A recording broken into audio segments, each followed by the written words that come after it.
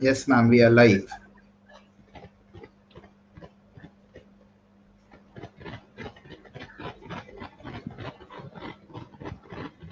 Respected faculty members, dear research scholars and students, a very pleasant morning to you all.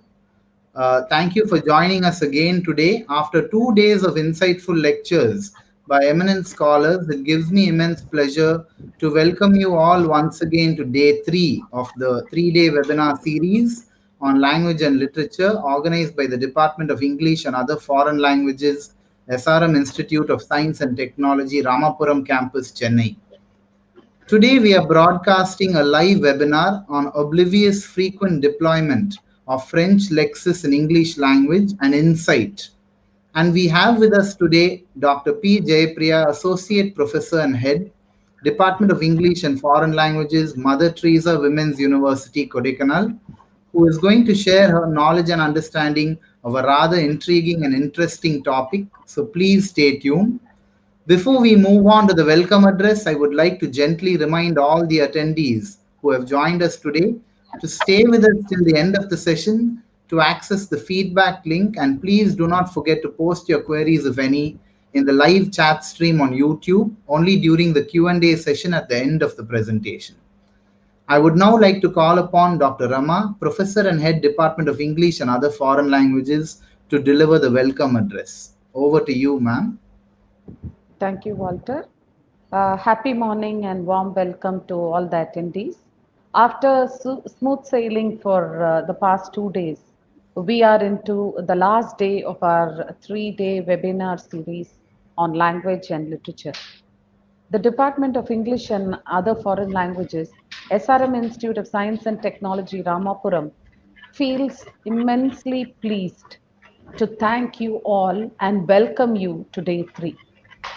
After day 1 on English language teaching and day 2 on Francophone literature, we move today to a webinar which has an interesting combination of English and French by Dr. Jayapriya, Associate Professor and Head, Department of English and Foreign Languages, Mother Teresa Women's University, Kodaikanal. She will deliberate on oblivious, frequent deployment of French lexis in English language and insight. I thank Dr. Jayapriya for her immediate and enthusiastic consent to join us for the program. I welcome her most heartily. Thank you, ma'am, and welcome. And over to Dr. Nagamani for the introductory remarks. Thank you, ma'am. I deem it a pleasure and privilege to introduce the resource person of today's session, Dr. P. Jayapriya, Associate Professor and Head, Department of English and Foreign Languages, Mother Teresa Women's University, Kodaikanal. Having multiple degrees, longer than her name to her credit, her studies include a master's degree in physics and advanced certificate course in French too. She has 12 years of teaching experience and 11 years of research expertise. To talk in brief about her research expeditions, her areas of interest include Indian writing in English, diasporic studies, and comparative literature. She has guided 10 PhD scholars and 6 more are on the pursuit, and has evaluated 50 plus PhD theses, an incredible task that speaks of her passion and dedication. She has produced more than 50 MPhil scholars and 100 PG projects. She has around 90 international and 35 national publications in journals and conferences and 10 book chapters. The one most impressive thing about her profile is the recognition she has received as a teacher. She has received the Best Teacher Award for producing 100% results in Jerusalem College of Engineering and Best Faculty in English Award from P.K. Das Memorial Trust from Coimbatore in 2013. She has been seminal in organizing a handsome number of seminars, conferences, and workshops. She has delivered around 40 special lectures and has been invited as resource person to countries including Sri Lanka, Malaysia, and Wuhan. She is the chief editor of Spark, Mother Teresa University, and also in various peer-reviewed journals. She is holding honorary positions like university nominee, member and board of studies in various institutions like Mannar Thirumalai College, Madurai, Tamil Nadu Teachers Education University, Chennai, and subject expert in Arulmigu Palani Andavar College, Palani. She is a coordinator of Tamil Nadu Commonwealth Mother Teresa Women's International Center since 2013. Needless to say, it is a great honor that we have such an eminent and experienced academician in our midst today. And once again, I take pleasure in inviting her to deliver an enlightening talk on an interesting topic. Thank you, and over to you, ma'am. Thank you, Dr. Nagamani. Respected Head of the Department, Dr. Rema, Dr. Savitha, Dr. Walter, and Dr. Nagamani, and dear participants who are on live now. Wish you all a very happy and healthy morning. At the outset, I would like to thank Professor Rema and Professor Savitha for giving me an opportunity to be here on this day to be with you all. In fact, I always say I love to teach French than English. This is what I used to say when I was teaching French, and my love for French was there within me. And even after coming to Mother Teresa, I offered myself to teach French to the Constituent College of Mother Teresa University, and I've been teaching them for years together. Now it's been 12, 13 years in Mother Teresa, and I teach French for them. And when this came up, like when Dr. Savitha called me, I was so excited, and I asked her if I can do on this topic, and she readily accepted. And thank you, Savitha, for that. And as Dr. Nagamani said, I've been called to speak on feminism, diaspora, and so many literature-related topics, and also on English language teaching. But I think this one session, which I will cherish the most in my lifetime. And thanks to SRM University for this offer. And let's get into the. So, shall we start the screen sharing? Yes, yes, ma'am. Oh. Thank you. So, this. You can start your slideshow, ma'am. Should I? Yes.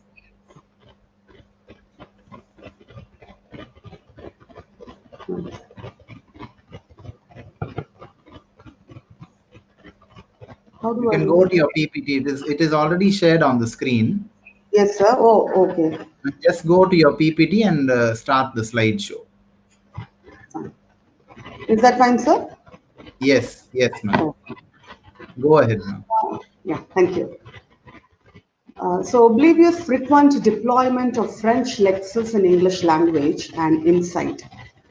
I just wanted to share with you all, maybe the participants and the other teachers, like how we use certain French words in English language without knowing that those are French. So this will be my presentation today, and to start with. It is known that about 45% of the English vocabulary originates from the French language. They also share lexical similarity for certain words. But how did such a similarity in both the languages come to be? Modern English language has been influenced and modified by many other languages, and one of them was Old French. Due to the influence, of French in English, there was a change in the spelling, pronunciation, structure, etc. of Old English words. There are many common French words and phrases we use in English every day in our conversation and writing without even realizing it. Some have obvious French roots, especially words relating to food, but others are more subtle. Let's see how many more French words and phrases have made their way into our everyday vernacular. Alongside everyday examples like these, however, English has also adopted a number of much less familiar French phrases that, despite their potential usefulness, go tragically underused. English is a mishmash of a language, we can say.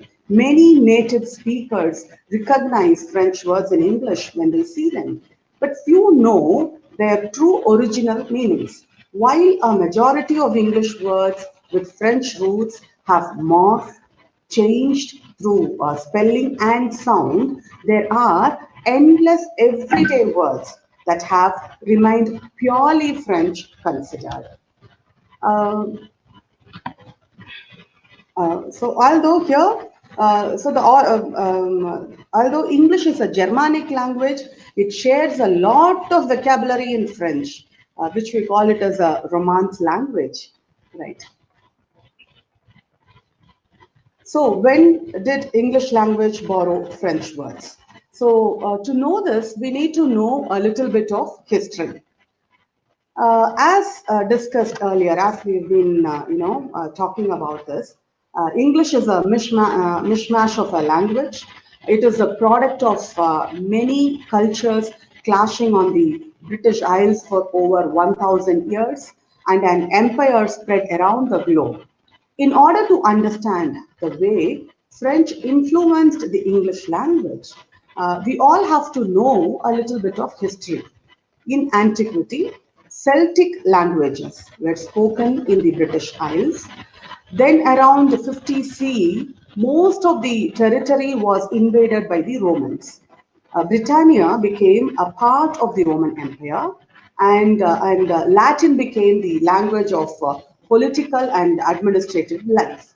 In the 5th and 6th centuries CE, Germanic tribes, including the Anglos and Saxons, they invaded Britain, bringing their language with them.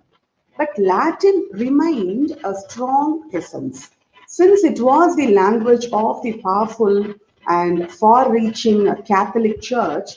The Germanic tribes had quickly converted to Catholicism. So, all religious, this uh, all religious services and texts were in Latin. This led to words commonly heard during masses and in religious parables becoming a part of everyday vocabulary. So, some of the Latin words that began to infiltrate the language of British people at this time include, devil in Latin, which is called as diabolus, and angel in Latin, which is called as angelus. Now, many native speakers recognize French words in English when they see them, but few know their true original meanings. Okay, vulgarized Latin. Why do I say it as a vulgarized Latin? Like its fellow Romance languages, French is a form of vulgarized, that is, spoken by the people and influenced by previously existing local dialects, which is called as Latin. So, this is one of the reasons why there are so many similar words in French and Latin which influenced English. But it's not the only reason why, not by far. The main reason for the large number of French words in English can be chalked up to another invasion, that is the Norman invasion of 1066. When William the Conqueror stacked his claim to the British throne and won it in the Battle of Hastings, it happened. Like if you are an art person rather than a linguistics or a history person, this battle may sound familiar to you. That's the Battle of Hastings. It is immortalized on the Bayeux Tapestry, we can say. So after William's accession to the throne, the royal court was made up of which from Normandy, which is Norman nobility. They were speaking French. So Old English and French coexisted, often quite separately, since most people in Britain never had contact with nobility. When this is the case, but over the time, French words began to creep into English. These were mainly in areas like like law, you can say, administration, and unsurprisingly, food. For example, the history of English points out that while words like pig and sheep have Germanic roots, their food form like pork and mutton, it comes from French. So a few other French words that entered the English language in this era include sovereign, you can say justice and council. So as the centuries went by, this English continued to evolve and they became recognized in its own right. So it was used in the daily life of the upper classes and the clergy as well as the commoners. Latin did make a comeback though. During the Renaissance, cultured people spoke it, and later in the age of enlightenment, Latin was used again when classifying scientific discoveries and phenomena. So, as you see the slide here, there exists 7,000 French words in the English language at present. Believe it or not, though, there were plenty more English words that came from French and typically Latin roots originally, and around 10,000 to be exact. So, if you are an English speaker and you ever thought French was difficult, hopefully, this is something to reassure you. No matter whether you have got the accent down or not, the learning process may be easier than you think, actually. So, over the course of its tumultuous history, uh, and English has borrowed from and been influenced by many different languages. French and Latin have had the most influence. French and Latin words make up 58% of modern English vocabulary today. On their own, purely French words make up 29% of English. So it is generally thought that around 10,000 words have been borrowed into English from French. Of those, there are over 1,700 true cognates. That is, words that not only look the same or similar, but have exactly the same meaning in both the languages. So, this particular slide will tell you that no, so the influence of French on the English language pertains mainly to its lexicon, but also to its in syntax, grammar, what you call as orthography and pronunciation. So, what is lexicon influence? So, the most notable influence of French on English has been its massive contribution to the English lexicon. It has been estimated that about one third of the words in English are French in origin. Linguist Harriet Walter, he claims that this total may be as high as two-thirds. So there are other linguists who say that over 40,000 English words come directly from French and may be understood without orthographical change by French speakers. So Albert and Thomas, they also say that although this influx of French words was brought about by the victory of the conqueror and by the political and social consequences of that victory, it was neither sudden nor immediately apparent. So rather it began slowly and continued with varying tempo for a long time. Indeed, it can hardly be said to have ever stopped. This is lexicon influence, morphological and syntactical influence. So the gradual decline of the English singular pronouns thou and thee, it's mentioned there, thou and thee, and their replacement with ye and later you. It has been linked to the parallel French use of vous, that is V-O-U as vous, in formal settings. So this ambiguity of yes to mark plurals in English has also been attributed to French influence.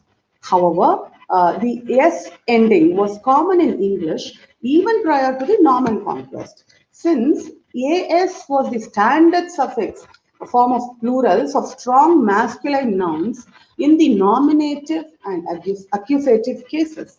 So it is possible that the dominance of this form over other endings such as en, and which ends with en, was strengthened by the similarity of the French plural constructions. So next comes the phonological influence. So the influence of French on English pronunciation is generally held to have been fairly minor. However, a few examples can be cited on this. So the use of non-word initial stress patterns in some loan words of French origin come under this phonological influence. Next is orthographic influence. In the centuries following the Norman conquest, English was written mainly by Norman scribes. Thus, French spelling conventions had a great effect on the developing English orthography.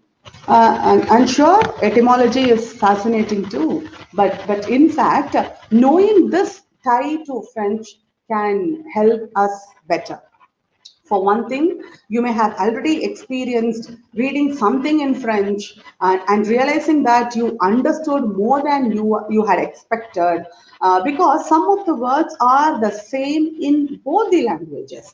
And on an even more helpful scale, since certain lexical features like suffixes can be the same in French, same in French and English, you may be able to guess how to say certain French words. Let's see that. So this slide shows you same suffixes in French and English. So action and other words in this ti, which ends with tion, often have the same meaning in French and in English. With that in mind, let's look at the certain common suffixes that are same in both the languages. So before we do that, though remember that a suffix is an ending that gives a particular meaning when it is tacked onto a word.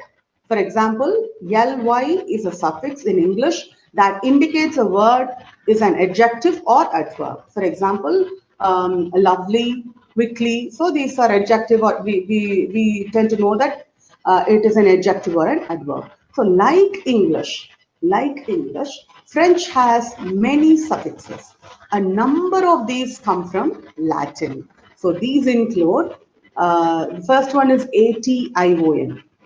For examples, you have nation, and in French it is la nation, information, l'information, and you have tion, acceleration, attention, mission, passion, and you have ssion, and you have able, that is capable, table, which is laudable in French, adorable, and you have isme, you have impressionism, racism, and then you have if and ibe, where you have furtive, creative, we call it in French. So as you can see, not all with all these words, all of these words are identical down to the letter.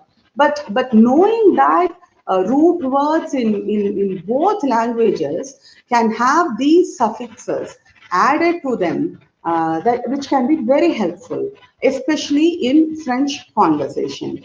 Personally, this rule was one of the things that made speaking French a lot easier to me, and that brought a kind of a love towards this language. So if I knew a word in English that had one of these suffixes, there was a good chance that it was the same or similar in French.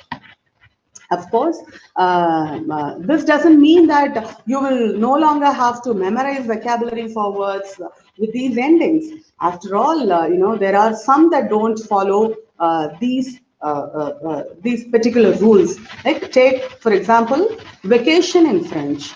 It is vacation in English, but in French it is les vacances. Still, these common suffixes are good to keep in mind. Yeah, this is one important aspect which we all need to know if we have love towards French or learning, or if we really love to learn French. So French circumflex words and English. So French words with a circumflex, like for it, can you see that above ye, the circumflex, often have a similar English counterpart. Unlike English, the French language involves a lot of diacritical marks. While most accents in French words are used to indicate things like pronunciation, verb, tense, or gender, one of them, the circumflex, is basically just a historical marker. Most French words that have a circumflex once had an S after the accented letter. So, for example, the word chateau was once chasteau with an S.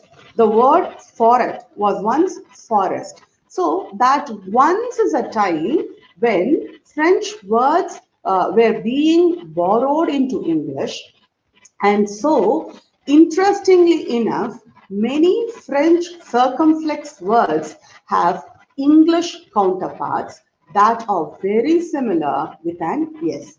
So, you may already know or have guessed the English equivalents of chateau and forêt. For example, chateau means castle and forêt means forest. So, but I would also like to tell you that chateau is also chateau in English, chateau. But that word has a very specific connotation, and it is not, it is not used as a general term the way chateau in French. So as you can see with chateau means castle, not all French circumflex words have remained exactly the same in the two languages.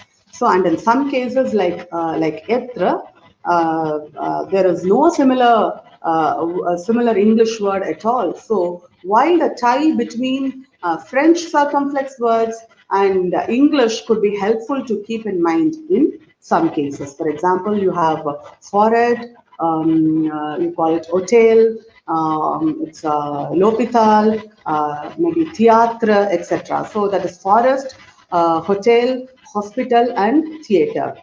So it is not constant. So this is what we have to have in mind while we learn French. Okay, so false cognates. So one of the great things about learning French or English is that many words have the same roots in the Romance languages and English. However, there are also a great many faux amis or false cognates, we call it as, which look similar but have different meanings.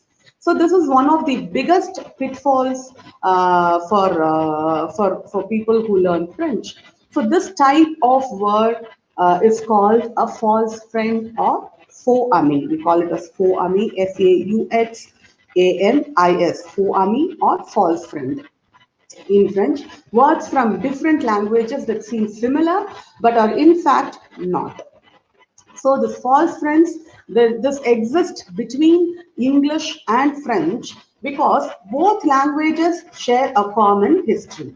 So there are also semi-false cognates, words that can only sometimes be translated by the similar word in the other language. Because these words were once related but have now grown apart, they often refer to objects or concepts in the same semantic domains.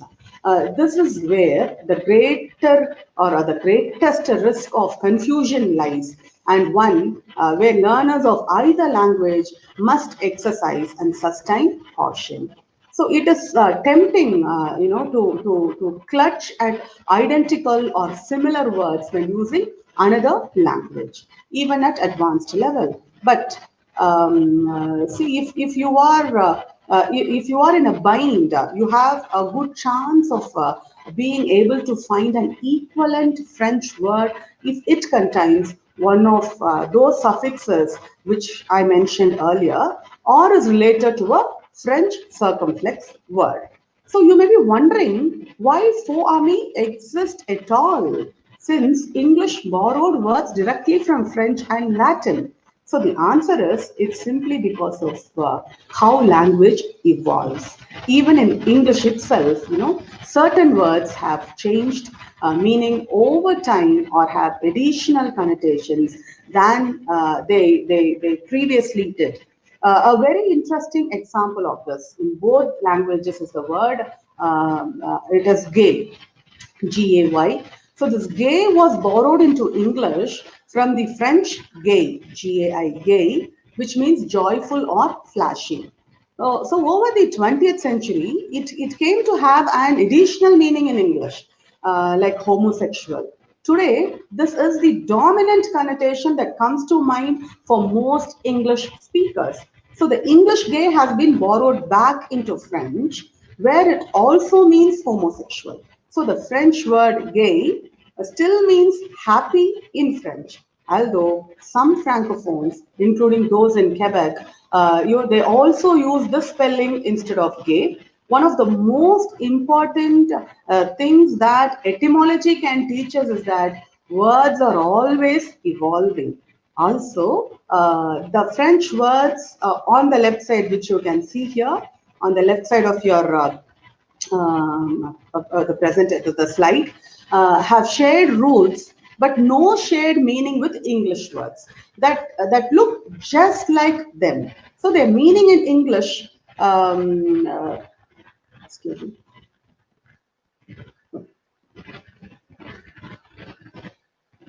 So the meaning in English, words that just look like them. So you can just see the meaning that is given on the right side of that.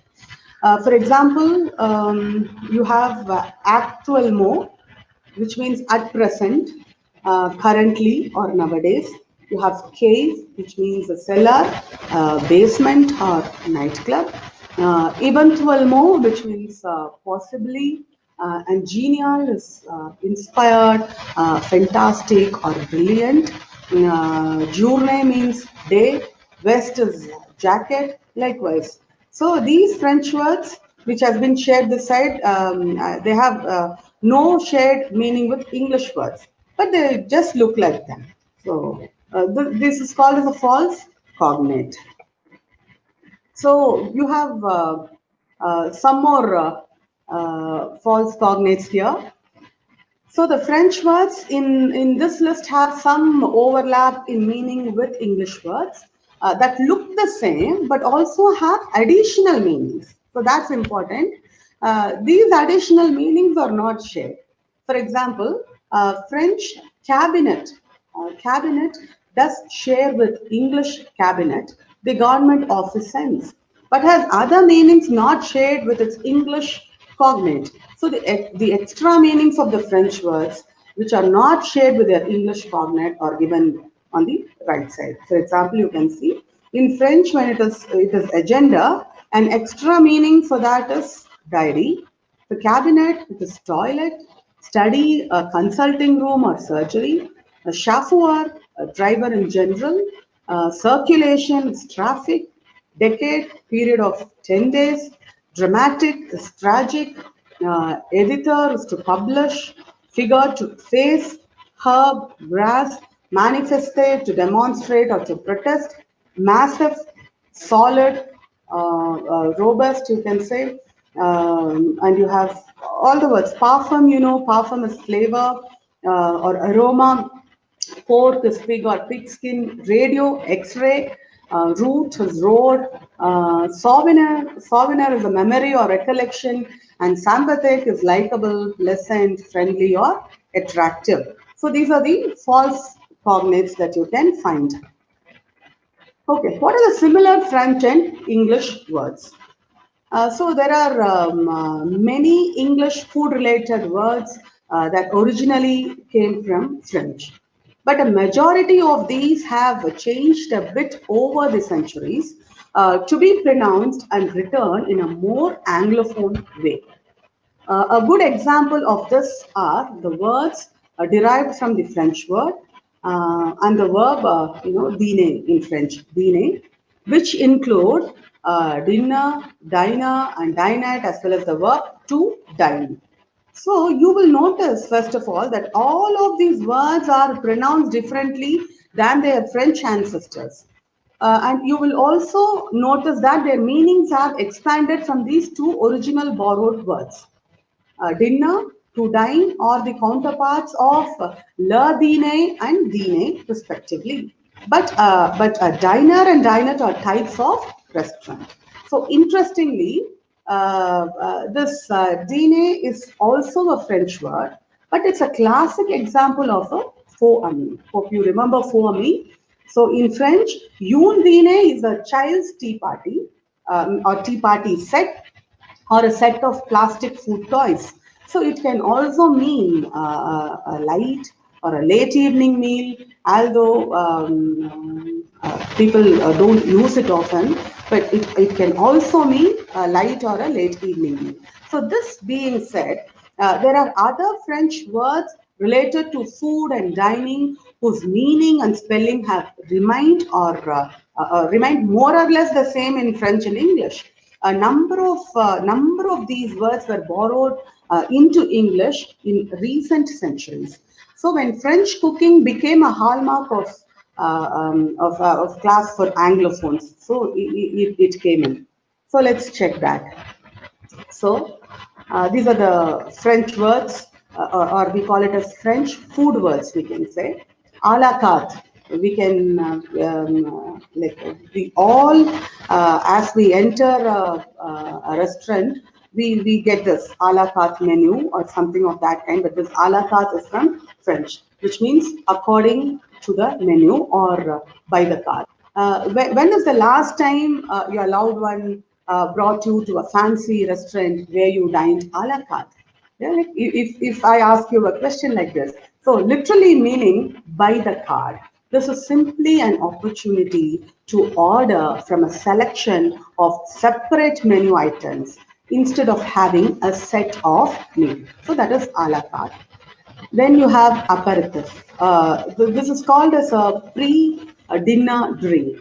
Perhaps when you were embarking on your a la carte adventure, your server offered you an aperitif, an alcoholic beverage enjoyed before a meal, intended to stimulate the appetite. So surely this would make your evening even more special. So though maybe not when you consider a literal translation is laxative, but aperitif means a pre-dinner drink.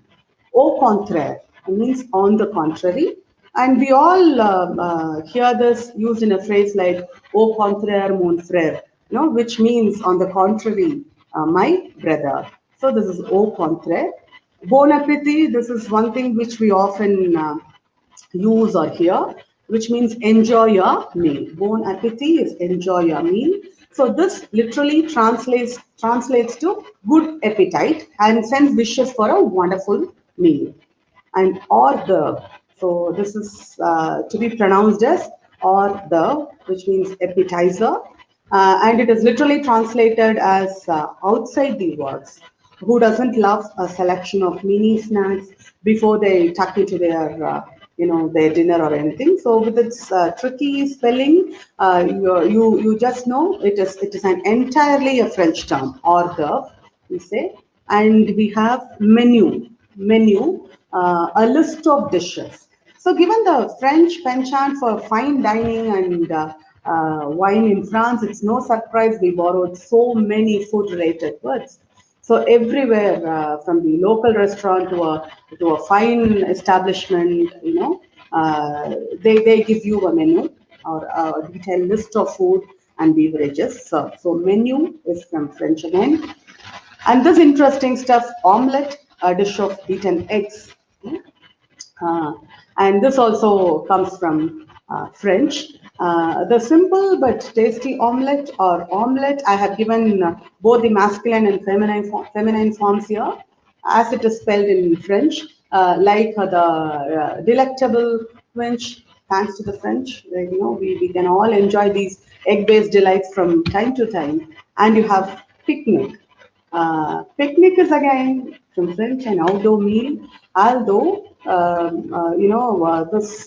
the French spell it picnic. Yeah, they divide it like picnic. The pronunciation and meaning are the same. The word picnic instantly conjures up an image of a relaxing, chilled event, whether it be along the banks of the river or in your local park, wherever you go. It is picnic. Yeah. So not only food, we have these French words used in fashion and appearances too. Same as in English, we use same in English words too. So, with its chic culture, it's no surprise many high fashion words have French origins. Every culture has its trends, fashions, and notions of beauty, but France has an international reputation for expertise in this area. It's no wonder then that so many French words related to fashion and appearance have been borrowed into English. See, for example, the first word, as you see here in the slide, avant-garde. So, which means a new and innovative style, which is typically used to describe unique high fashion pieces. Being avant-garde is always coveted. Chapeau, you can see chapeau means hat. You don't just call any old cap a chapeau. This term is reserved for fancy, fashionable hats. So these fancy and fashionable hats are called as chapeau, chic, stylish. So women in fashion magazines often look chic because their outfits, accessories, and even hair and makeup are put together with elegance. So chic is stylish. Cologne. Cologne is a scented water, worn on the body. Typically, men wear cologne while women wear perfume. So couture, fashionable and cutting edge.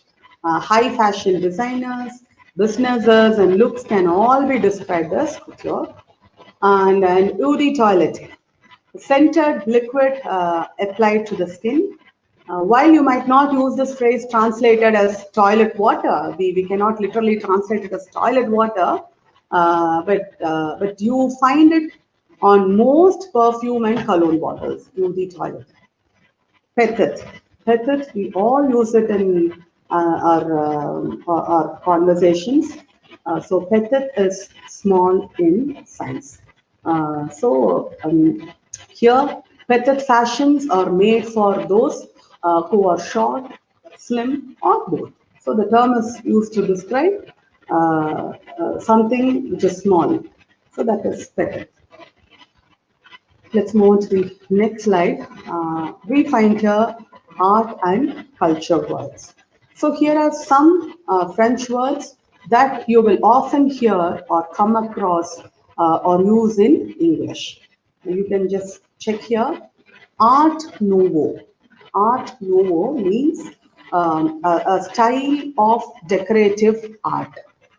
Avant-garde, new and innovative style, we just saw that. Bas relief. Bas relief means a method of molding or carving or stamping. Film noir, a style or genre of cinematographic film. Matinee, know that in French. This word is most commonly used as a way to say morning. Papier-mâché. I think we all would have heard this word, papier-mâché, art with paper. So for many English speakers, this is written slightly differently. We write it as like P-A-P-I-E-R, M-A-C-H-E. We don't have that circumflex or accent graph there as mentioned in French. So it is papier-mâché. Chrome de l'Isle is an illusion painting. You have it as illusion painting. So in addition to artistic movements like Art Nouveau and Art Deco, which keep their French names in English, so many artistic movements are written in a similar way in French and English. So one of the main reasons for this is the suffix, that is ISM or ISME. I hope you all know that French has both masculine and feminine, and so this comes here. You have Impressionism and one E that becomes feminine here. So Impressionism is a style of painting which began in France in the late 19th century.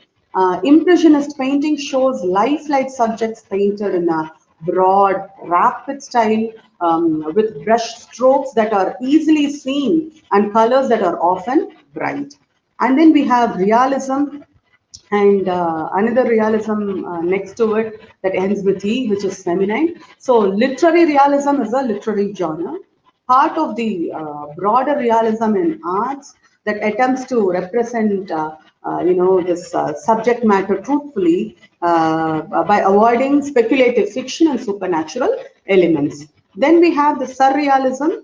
Surrealism is a style in art and literature in which ideas, images, and objects are combined in a strange way, like in a dream. So it is a European movement in visual art and literature that flourished between World Wars I and II. Then we have Cubism. So Cubism is a style of art which aims to show all of the possible viewpoints of a person or an object all at once. So it is called Cubism because the items represented in the artwork looks like they are made out of cubes and other geometrical shapes. That's why it's called as Cubism. Yeah. So we move on to the English place names with French origins. So many of the places you visit and talk about on a daily basis are named from French words. You please check this slide. You will be surprised to know that. So Abbey is a building where monks live. So the peaceful connotation of this word is also a common girl's name, Abbey, we can say. And the next word is arcade. Arcade is a covered passage way or a place where you play video games. So this common term is also used as a name of towns, that is arcade. Boutique. Boutique is a small store or company.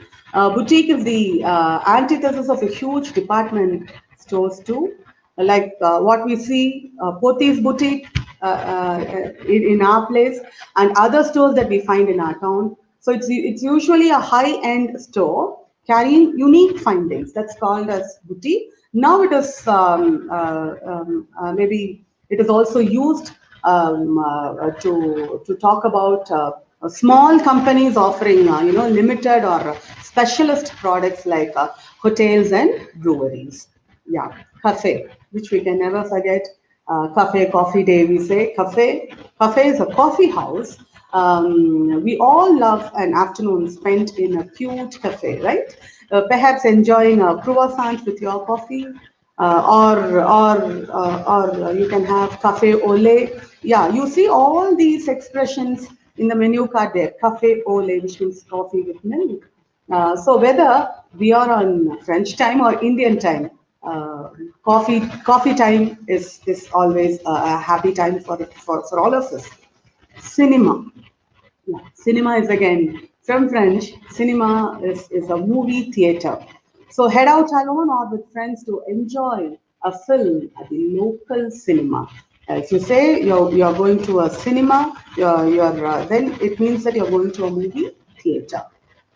So Dine, a small restaurant with a counter. So you might be a diner eating their dinner in a dine, or all those dining words which are borrowed from French. I believe you remember a separate slide which has been devoted for dine earlier.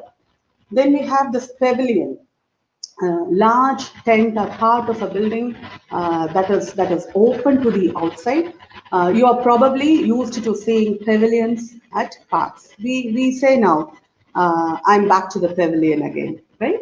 Yeah. So this comes from French. And terrace again. Terrace is a patio or a balcony or other outdoor living area. From street names to parts of your home, everyone, we enjoy the great outdoors. So that is terrace. Right. Let's move on to the words with French origins. That's the English words. So we can discuss on the English words with French origins. So you may not even realize you are speaking French on a daily basis when you use these words. The first one is bouquet. Bouquet is a bunch of flowers. A bouquet typically means a pretty artful arrangement of fresh flowers rather than a handful of daisies hastily grabbed from your garden. So the French people, they have a style after all, you know. So this is bouquet, which we often use. And chauffeur. Chauffeur is a person who drives others. So taken from the French word chauffeur, which means that is actually pronounced as chauffeur, which means to heat. So this term is often reserved for formal drivers like those operating certain high-end cars. Cliche. Cliche is yet another word that we use on regular basis. So cliche is an overused expression or idea, a stereotype, you can say. A cliche is to be avoided no matter where you live. So it alludes to an opinion, phrase, or a concept that's being used so often it's lost originality or impact. That is cliche. You have dinette, which we have already learnt much on it, a small dining room or a dining set. And then you have, genre, yeah, a category, kind, or a type. From movies to books, the different types are called genre. Examples of genres include horror, historical fiction, or fantasy. You have this Q. Q, it's again a word which we often use, which to be on line is Q. So I know everyone knows this. We hate waiting in a queue, right? So that's Q, staying in a line. Then you have souvenir. Souvenir means a memento or keepsake. So given all those vowels in this word, you can just check. There's one has a French flair to it, right? Originally meaning memory or to come to mind in French. These trinkets are treasured tokens, you can say, treasured tokens, that reminds us of special moments in our lives. That's souvenir. Then we have voyeur. Voyeur is a prying observer, and we have lots of words. You add a suffix and you get another word to this voyeur also. If you have got a voyeur in your midst, it's best to close the curtains or put some distance between you, we say, because they get pleasure from secretly watching people. That is voyeur. And you have some more like did you know that the etiquette originated in the French court of Louis XIV at Versailles?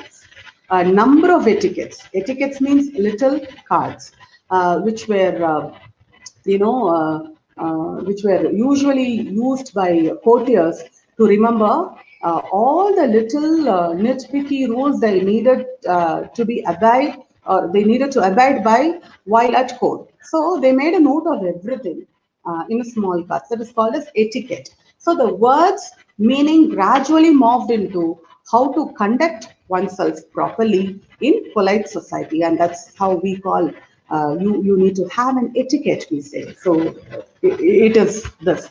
And did you know that sabotage, the second word, as you see here on the slide, you know, the sabotage originated from the French word sabot, which is a kind of wooden clog worn by French and Britain peasants. As industrialization swept Europe, disgruntled peasants soon discovered that a sabot, when thrown into machinery, was very effective at bringing much maligned factories to a halt. So the sabotage came from sabot.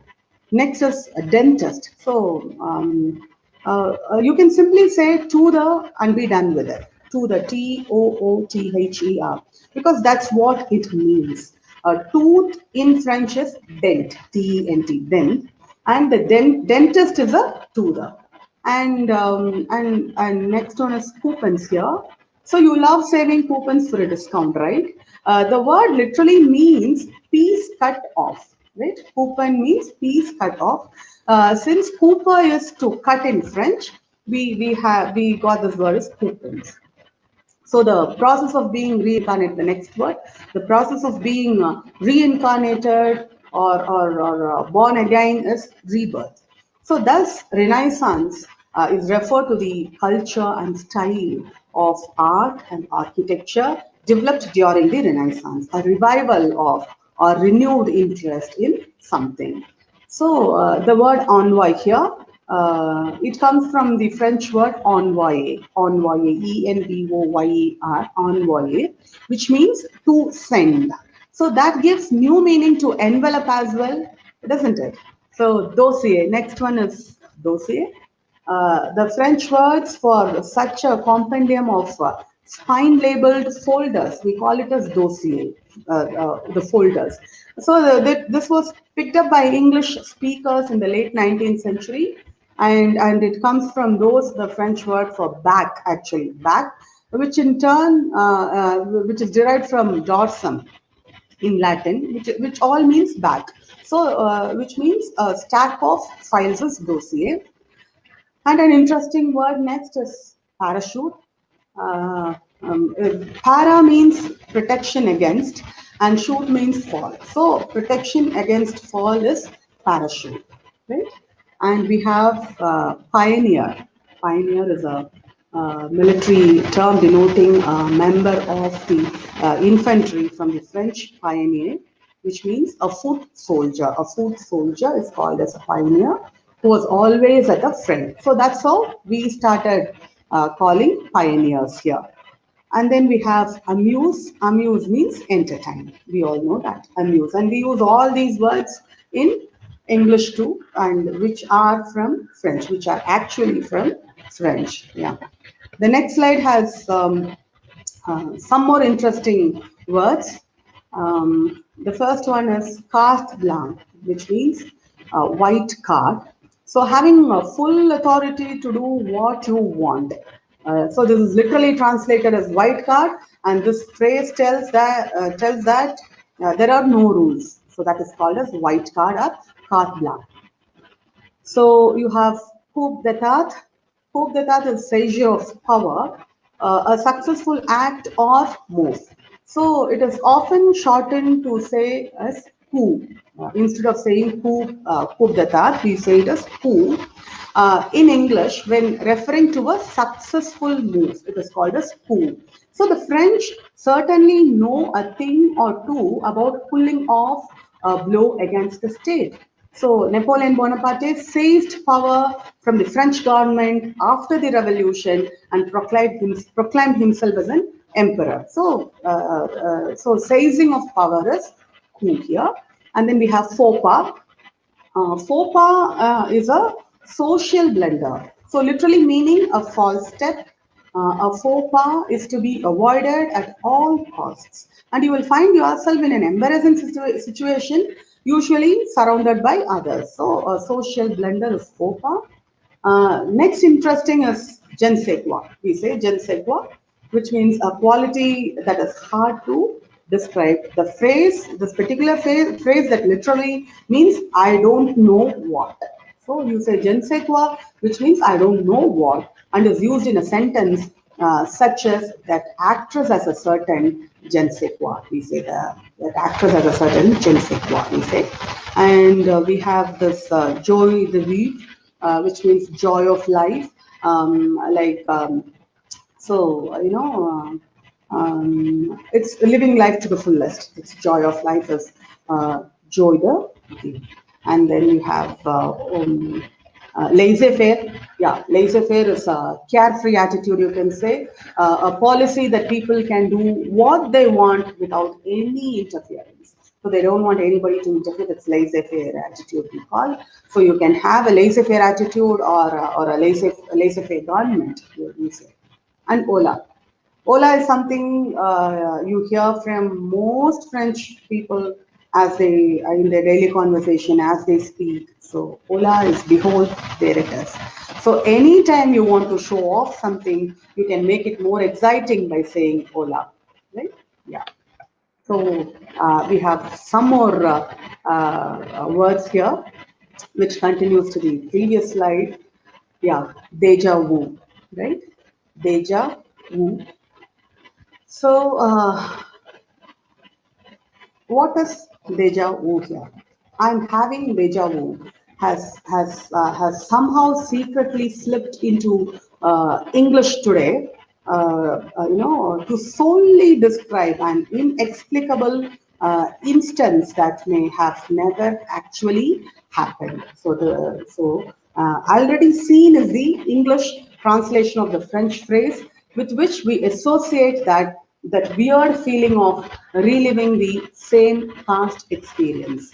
So we in France, you will hear this word on a daily basis because it is used to express having re-seen, right? Having re-seen a person, place, or thing not in another life or dimension. So, in other words, it is a factual encounter.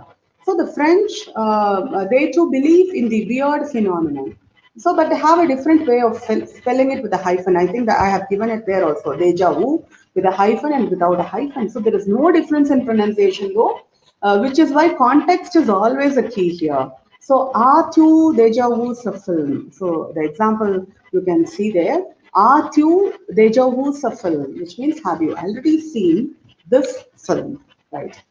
So, we keep using this deja vu without hyphen in English, right? Yeah, mirage again. Mirage, the second picture you can see here. That word we all learn to describe the illusion of a cold water fountain in a distance, while trekking through a long, hot desert, we can say. To look at or wonder at is the literal translation of this French word, but it has its Latin roots actually. So it also means to mirror or admire in French. Hence, why English speakers use mirage to define a visual wish or desire. So, in present day, that is in modern sense, a mirage is a natural phenomenon caused by atmospheric optics and the sun's rays that professional photographers use at their disposal to create beautifully distorted images, as you see here in the picture. So, contrary to popular disbelief, a mirage is not a hallucination or optical illusion, though the French also use mirage as English do. Just look at the example. Jai kru huvar yoni setat in mirage. Setat and mirage. So I thought I saw an island. The translation is I thought I saw an island. It was a mirage, right? You have the next one is sake. It has multiple uses actually. For one, it is a fancy word in English for telling someone they are fake, right? Or more nicely, putting up a front. So frontage or face is the literal English translation of this French word. I repeat, frontage or face is the literal English translation of this French word, but not exactly a person's face as figuratively used in English. So face or what we call it as face in French is the word for face in English. So we see where the English picked up that figure of speech. But visage in French literally describes the body part of a person's face. So more commonly in both English and French, this particular word, facade is the front or side of the building, while the expression en face means in front of, right? So the example here is la facade de cette maison est ancienne, which means the facade of this house or the side of this house or the front side of this house is old, right? So this is the literal translation. Yeah, another interesting word is potpourri. We say yes, you guys are laughing when you see this or when you listen to this as potpourri. Yeah, potpourri is translated into English as rotten pot. Actually, the literal translation is rotten pot, but in French it is spelled as potpourri again with hyphen.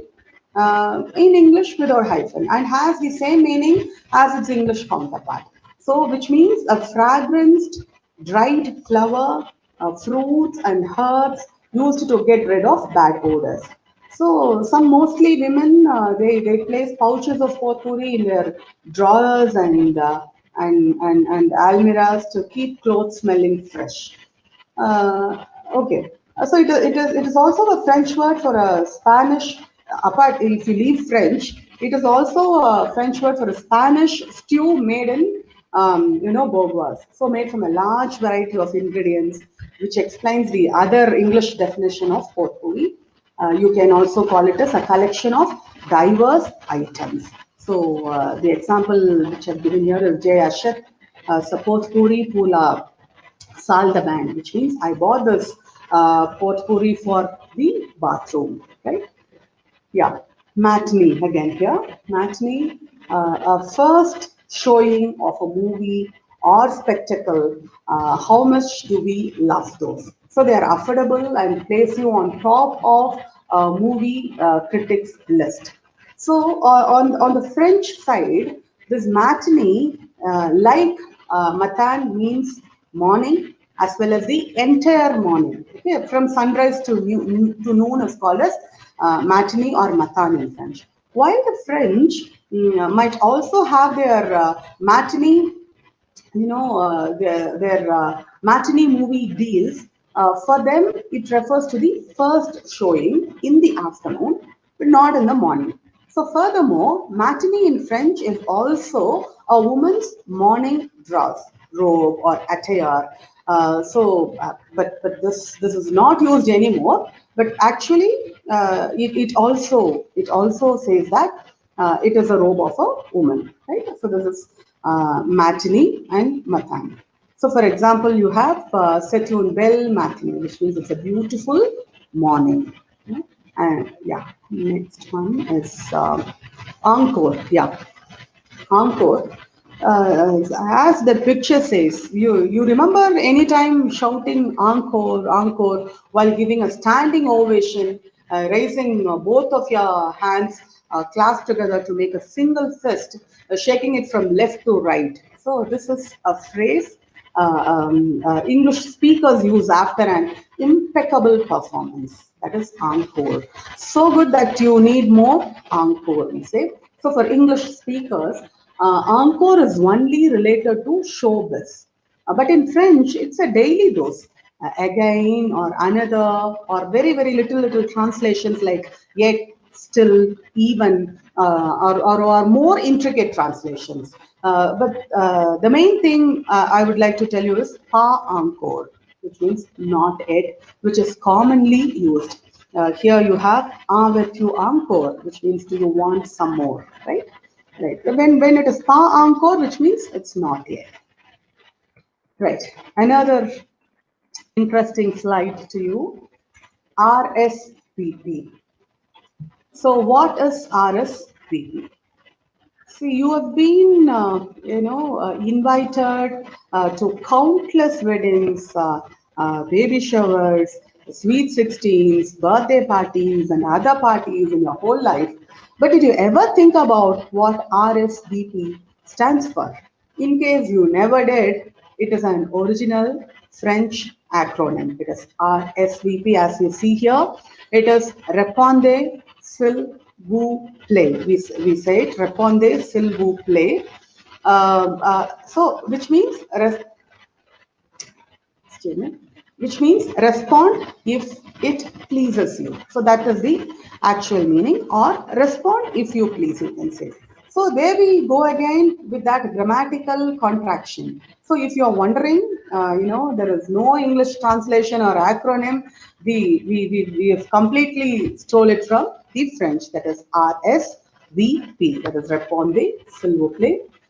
Next is touche.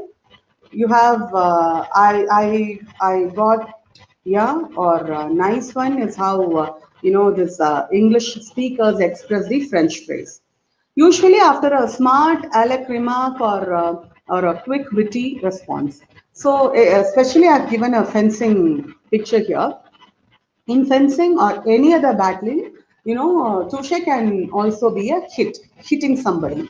So in French, it simply means to touch. Touche is to touch. which is written similarly, but with no hidden meaning as we have created. For example, you can see here, "Atu udeja touche un serpent," which means have you ever touched a snake? That's it. Very simple. Have you ever touched a snake? Yeah. So risque. The third one is risque. If a woman's shirt is cut too low, people at home would say she's at risk or she's risque. So in English, risque takes an improper, indecent tone that is sexually suggestive, we can say. But here, risque sounding similar how we say risk in English. These are the pronunciation, in French. It is pronounced as risque, which have the same and only meaning of risk in English. You all have to note that risque with an accent over the T, as you see here, indicates past tense in French, while without an accent over E is present. So, if you start learning grammar, you would know that the present tense and past tense, and how do we have an accent graph about that E or so, right? So, illa risk savi. I have a example there. Illa riske savi, which means he risked his life. Yeah. So the important or very interesting one is fiance. Yes, this is another famous French word that slips by many of us. There is no translation since fiance is, a fiance again. One little secret is the difference in spelling. So fiance with one E refers to a male fiance, while fiance with two e's refers to a female, because they are all they are always have the masculine and feminine way of writing French words, as we have seen. So, for example, you have Je vous présente mon fiancé, which means I introduce you to my fiancé, which is male stuff with fiance, one single E, and voici ma fiancé, which means here is my fiancé, which is female. Yeah, so maybe for you to know, I have given some common French words which are used in English and their meanings too. As you see, you will understand that you are using these words thinking that they are English words, but we have taken it from French. Maybe we can just move on a bit faster, like you have apostrophe, you have aviation, bachelor, baguette, ballet, bon voyage. Yeah, bon voyage we normally use from the French phrase bon voyage, which means have a good journey. We say, okay, bon voyage. We always wish people who leave for a journey. And you have bureau from the French word bureau, which means in French it is desk or office. Then we have cadet, champagne. I hope you all know it's from French. And then you have we have seen so many words in detail in earlier slides. Actually, you have en route. Yeah, you can leave at en route. We always say en route. I will come and see you, which means from French, on the way or so. So you have gazette, you have gâteau, you have heritage, you have a hotel, you have jubilee, you have kilogram, you have laissez-faire, and all. And maybe here you have maisonné from the French word, maisonné, nocturnal, neutral, novel. Imagine novel from the old French word novel, and you have poetic from the Middle French word, which is poetic. Yeah, poetique, poetic. And then rendezvous. Yeah, rendezvous is something which we all use. We all use. Rendezvous means an appointment, and then restaurant. restaurant from French word restaurant is restaurant we have, and ridicule again from the French word ridicule, and we have solvent souffle, yeah, souffle, soup. Just check all these words. Fill out. Fill out is from French again. You have tournament and utensil, zest. Yeah, zest is from the French word zest, right? So these are some common words that we use that are used in English, right? So now, according to the estimate, 30% of the English language, or roughly 1 in 3 English words, is derived directly from French. So it is surprisingly high figure due in part to the Norman conquest of 1066, which made French the language of the law, finance, government, and military, and the ruling classes in England, and effectively doubled our vocabulary overnight. But the popularity, the popularity of French culture and French literature among English speakers has also given our language a whole host of other words and phrases like Mardi Gras, avant garde, deja vu, and femme fatale that are now so naturalized in English that they can be used without a second thought. So, alongside every examples like these, however, English has also adopted a number of much less familiar French phrases that, despite their potential usefulness, go tragically underused. So why not add a little je ne sais quoi to your everyday conversation with these very little known French expressions here? Because all this time I was telling you about the known words, but here the less known words, the phrases, the French phrases that are used in English language. You can learn this also, very less I have given. Okay, the first one is ala debandad, which means the phrase ala, like we've been seeing, is a is well known to English speakers for meaning in the style of or according to, and is seen in phrases like a la mode or a la carte, etc. So a la debandad, literally like a stampede, which means like a stampede, was originally a military term that in English dates from the 18th century, when it was first used to refer to an informal or random course of action, or else a disorderly, scattering, retreat, or fraud. So, more recently, it's come to be used figuratively in English to describe a disorderly or chaoticness. So, if you want to say a disorderly or chaoticness, you can use this phrase. Yeah. You have amorpho, which means insane love. It is used in English since the early 1900s. And amorpho is an uncontrollable and obsessive passion for someone, and in particular one that is not reciprocated, right? So that is called as amorpho, which means insane love. Okay. So the third one is l'appel du vide. So the call of the ward, we call it. Alongside l'esprit de l'escalier, the French expression, like we call it as l'esprit de l'escalier, means I think that is there. More on that later. The French expression l'appel du vide often makes its way onto lists of foreign words and phrases that have no real English equivalent. So it really means, or it literally means, the call of the world.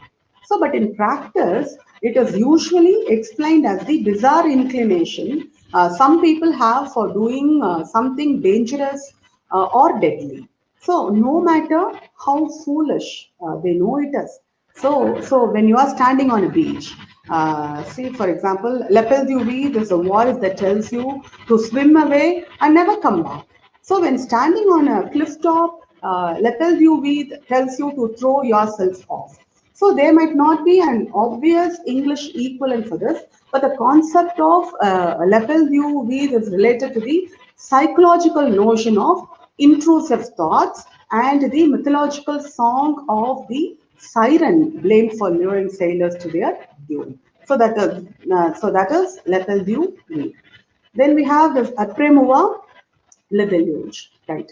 So apremua le deluge, this means after me the flood, right? After me the flood, and it is used to refer to a person's irresponsible or selfish lack of concern about what will happen after they have gone and moved on. So today it is often associated with politicians looking to secure their own interests at the expense of other people's. But popular history acclaims the words were first used by the French king Louis XV, who repeatedly disregarded warnings of discontent among the French people in the lead up to the French Revolution. So when the revolution finally broke out in 1789, 15 years after King Louis's death, it eventually led to the execution of his grandson, King Louis 16, in 1793. So that is Apremua le deluge, after me the flood. Yeah, cherchez la femme. So literally meaning look for the woman. Cherchez la femme is used in English to imply that if a man is seen acting out of a character, then a woman will likely be the cause of it, right? Find her. Hope you understand, right? And the issue will be resolved. So once you find the woman, he'll be fine. So this phrase came into existence like cherchez la femme. So, but although the origins of the phrase are a mystery, it is often credited to the French author Alexander Dumas, right? So it is he used this phrase in his work, cherchez la femme. Okay? So he said there is a woman in all cases. As soon as a report is brought to me, I say cherchez la femme, right? So you have to find the woman, right? Yeah. So the next Ma'am, one is. sorry to interrupt. Ma'am, we have around 5 minutes in the session, ma'am. Oh, really? Okay, okay. Well, I'll just move on a little faster. Yeah. Thank you, ma'am. Oh, thank you. So, like, we have so many expressions. Likewise, l'esprit de l'escalier and mauvais quart mauvais haunt, mise en abîme, nostalgie de la beau, plus qu'à change pour encourager l'autre, reculer pour mieux sauter, revenant en nos mutants, faux fanon, which means being lazy, tant bien kamal, which means as well as badly, ventra ter means belly to the ground. Well on the langres means hidden talent or pastime. So likewise, so these French phrases which are used in English language, and you all can learn this, and you all can even try to use this in your daily usage too. So maybe this I can for Fana, which I can just tell you about being lazy. Where do we say this? This Fana is basically the French equivalent of someone who is lazy or do nothing. So which makes foi Fana literally a do nothing king. A king who is lazy is called so. So this term dates back at least to the 16th century in France, and in English it has been used in 1700s, right? So which means being lazy, we can say, and the next one, Tant Bien Kamal. So Tant Bien Kamal has been used in English since the 18th century to describe anything that is only partly or moderately successful, and it literally means as well as badly. Likewise, you have ventra or there, which means belly to the ground. It can be used simply to describe someone or something lying face down. Yeah. So, therefore, in the course of time and history, both the languages, like English and French, have influenced each other with the culture and their tongue. So, French played a significant role in structuring modern English language. Also, English speakers find it easier to learn French due to the usage of French words in English. So, do you have a favorite French word or expression that's used in English? And are there any words in these lists, what I've mentioned, that surprised you? If so, why not try to use them today? Merci. Thank you. Thank you so much, ma'am. Yes, sir. Can we take up the question? Yes, ma'am. We will move on to the short Q&A session, ma'am. Yes, sir. Yes. I'll tell you some of the questions which were asked earlier, which are now lost in the chat stream. Okay. These were the most relevant questions. Yes. One of the questions was you have given a valuable insight into the use of French lexis in the English language, Yes. and you mentioned English is a mishmash of various languages and dialects. What other languages have influenced English, and how could you justify that? That was one No. of the questions. Okay. Okay. Shall I answer this, sir? Yes, ma'am. We Go just ahead. can't figure out and say these are the languages that influenced English, but there are so many languages we have that have influenced the words in English, and we have borrowed so many words from so many languages in English. So as you read F.T. Wood, you would know how it has come up. If literature students are here, you would know that. And if this question is from a non-literature student, please read F.T. Wood to get the detailed answer for this question. Thank you. Thank you, ma'am. The other question is what do you think about the hybridity of the languages? That is the hybridity of the English language. Do you think that the borrowing nature of the English language has made it even more enriching? Of course it is. And that's why we call it as a global language or an international language. See, you borrow words and you enrich yourself, and daily you add one new word to the dictionary. So that's happening. And even we coin new words and we recommend it to the dictionary. So, and I'm sure it is because of this English is really enriching, and it has been called as a global language due to this. Thank you, ma'am. The next question is: do you think that the use of French words do they have to really use French phrases and words in the English academic context? Like how far is it used, and how often in the That's academic what, context? yes, sir. We are using, I would say, people in the academic front, they use in their daily conversation and even in their writing, right? We have many people using these French words without knowing that they are French words. They think that those words are from actually from English. That is what they feel, and that is where the pronunciation is also different. You know, they say rendezvous, right? But that is actually rendezvous, and many think that this rendezvous is an English word, and which means an appointment, or which no, which means a meeting. So can we have a rendezvous? People have asked me. So I used to tell them, no, it is rendezvous. It has to be pronounced this way, and it is a French word. Likewise, Yes, we've been using it in many places, and I can yes, list out so many words like this, how it has been misspelled also. Yes. exactly. Ma'am, we'll take one final question. Yes. Most of the other questions are repetitive along around the same lines. Okay, sir. The final question would be like, what do you think of the scope of the French language, especially with regard to English? Like, do you think that it is either more used, or how will English take does French will French take over English at any point in time? Like, what is the scope in relation to the language, and especially when you mentioned the lexical similarity between the two languages? So French has a lexical similarity even with other languages. So Yes. how Exactly. far is it how far will it, what is its scope with regard to the English language? Is it more used than the English language? What do you think about that, ma'am?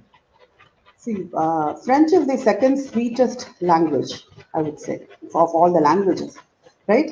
And it is very easy to learn French. That is what I wanted to uh, convey today to all of you, because it is good to have known a foreign language. Instead, learning some other languages which are really tough, I would I would advise you people to learn French, and that is the main reason behind this presentation, I would say. And I also wanted to tell you that French and English they both have the same kind of grammatical patterns and the other stuff, which is very easy for us to learn French. That is one point. But French can never take the place of English, because English is the global language, and English has spread all over the world, right? So I don't think French can take up English, but if you learn French, and there is a scope for you to, to scale heights and advance further. That is one a piece of advice which I would love to give you here.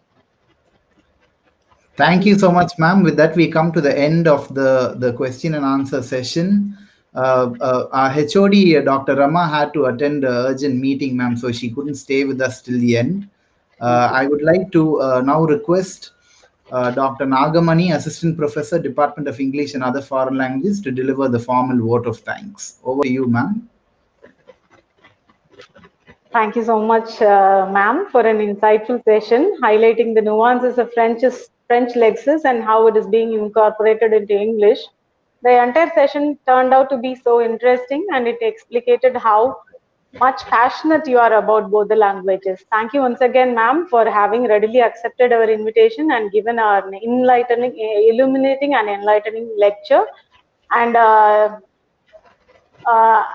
handing it over to Dr. Savitha. Actually, she is going to propose the formal vote of thanks.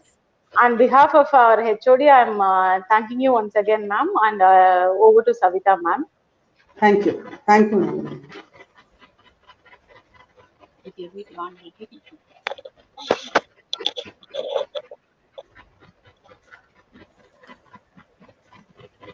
Hello. Walter, am I Yes, audible? ma'am. Go ahead, ma'am. Yes, Go ahead, Yeah. ma'am. Good afternoon. We at SRM Institute of Science and Technology, Ramapuram, Chennai, deem it a pleasure to host all the participants for the 3-day webinar series on language and literature organized by the Department of English and Other Foreign Languages. Let me first of all start by giving glory to the Almighty God for making this webinar series a resounding success. I profusely thank the fraternity of teachers and research scholars for joining us from across the world from various universities and colleges. This is a unique opportunity to learn from the best experts in English as well foreign language. I feel the participants were able to extract best results and hope your takeaways were satisfactory. Without your kind presence, we could not have accomplished what we had dreamt for. We have been fortunate to have some of the eminent persons from academia. I would like to thank our speakers, Dr. P. Bhaskaran Nair, formerly Professor of English from Pondicherry Central University, and the founder president and the editor of the journal LTIF. Dr. Medha Karmakar, Professor, Department of French, School of Arts and Science, Rutgers, the State University of New Jersey, USA. And Dr. P. Jayapriya, Associate Professor and Head, Department of English and Foreign Languages, Mother Teresa Women's University, Kodaikanal, for making erudite presentations which have immensely enhanced and inspired the participants. I extend my sincere and heartfelt gratitude to all the speakers for readily accepting our invite and enlightening us with their commendable talk on different domains of language and literature. I am very much thankful to our management heads of institution for continuous support and advice, which have greatly helped towards the successful organization of this webinar series. Next, I would like to thank the torchbearer of this event, our head of the department, Dr. Rema, whose leadership and vision steered us from day one. Thank you, ma'am, for your huge support at all times. My heart fills with lots of gratitude to my joint organizer, Dr. Walter, who always kickstarts me to plan for more and more programs like this. Kudos to his zealous efforts and total commitment by devoting a lot of time and energy for this program. I acknowledge his support and guidance earnestly.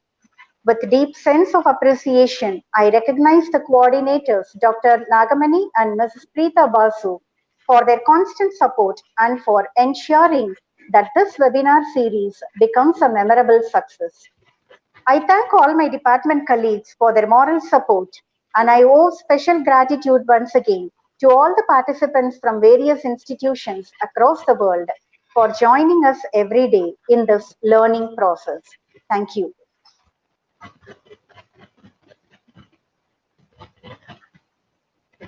Walter?